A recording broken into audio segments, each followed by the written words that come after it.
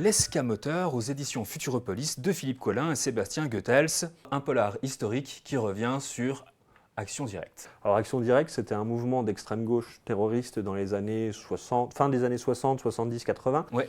Et Sébastien Goethals a, on va dire, une familiarité au niveau familial. Il y a des connaissances dans ce milieu et il y a quelque chose qu'il a toujours travaillé. Donc il va commencer à creuser un petit peu là-dessus. Avec Philippe Collin, ils vont découvrir le personnage de Gabriel Chahine. Enfin, le personnage, non, parce que c'est une histoire vraie. D'ailleurs, les auteurs se mettent en scène pendant cette recherche et les rebondissements au fur et à mesure des découvertes. Donc, Gabriel Chahine, c'était un artiste qui faisait des films plutôt d'art et d'essai. Peintre aussi. Peintre, voilà. Proche d'Action Directe, mais il n'en a jamais fait partie. Et on se demande s'il était proche ou si... Il en faisait partie. Voilà. On ne va pas tout dévoiler. On ne va pas tout dévoiler parce qu'au final, Gabriel Chahine a été assassiné par Action Directe pour une trahison. Pourquoi la trahison? Donc voilà, ça c'est la partie où on ne va pas déflorer le bouquin parce que sinon ça manque un petit peu de sel parce que cet homme a eu une vie incroyable. Et donc c'est au fur et à mesure des découvertes de Philippe Collin et Sébastien Goethals qu'on découvre ce destin hors du commun. Alors en creux, il y a évidemment tout le portrait d'une France qui, dans les années 70, est encore très ancrée à droite. La gauche qui rue dans les brancards, y compris en allant jusqu'au terrorisme.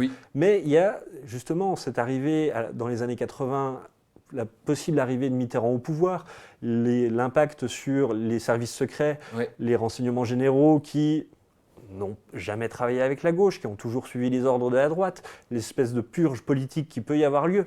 Voilà, c'est un bouquin qui a énormément d'informations, beaucoup de personnages, c'est extrêmement riche, c'est passionnant à lire. Clairement. Voilà. Et l'Escamoteur, on peut juste rappeler, parce que pour financer les actions d'Action Directe, justement, il y a eu le vol de ce tableau qui s'appelle L'Escamoteur de Jérôme Bosch, et c'est là un peu le point de départ. C'est le point de départ. Et Gabriel Chahine était impliqué là-dedans.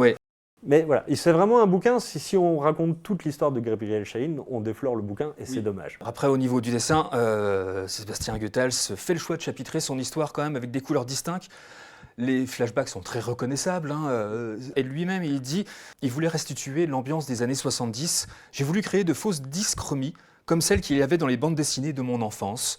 Cela rappelle aussi la sérigraphie des publications militantes de ces années-là. Donc on est vraiment plongé dans la fin de ces années 70, début 80, avec ce dessin aussi en plus du récit. Ça se lit super bien, c'est passionnant, ça se dévore comme... C'est un vrai page-turner.